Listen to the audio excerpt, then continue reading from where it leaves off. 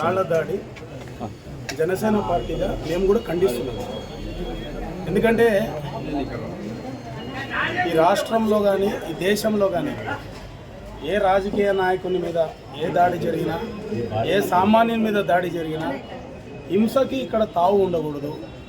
గాంధీజీ గారు చెప్పినట్ల అహింస పరమో ధర్మ అని అంటాడు. కాబట్టి ఎవరు కానీ అహింసని పాటించే ముందుకు వెళ్ళాలి అనేటువంటి భావము జనసేన పార్టీ కార్యకర్తగా నాయకునిగా నాకు, పవన్ కళ్యాణ్ గారికి, ప్రతి ఒక్క జన సైనికునికి, అలాగే ఎన్డీఏ కుటుంబంలో ఉన్నటువంటి నాయకులందరూ అభిప్రాయం లేదు. కానీ రాళ్ల దాడి జరిగింది. ఇది ఎవరి వైఫల్యం వల్ల జరిగింది?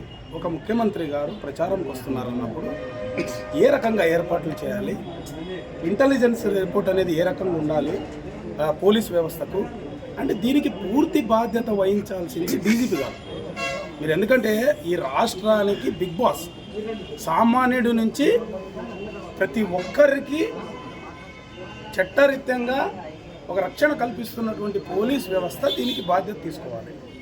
ఇంకోటి ఏంటంటే మీరు బాగా గమనించారు 2019 ఎన్నికల్లో, ఎందుకంటే ఎవరి మీద దాడి జరగకూడదు, ఇది ఏమైన చర్య జనసేన పార్టీ దీన్ని ఖండిస్తూ ఉంది. This is our first statement. And second statement ఏమంటే ఒక క్లారిటీ ఇస్తున్నాం.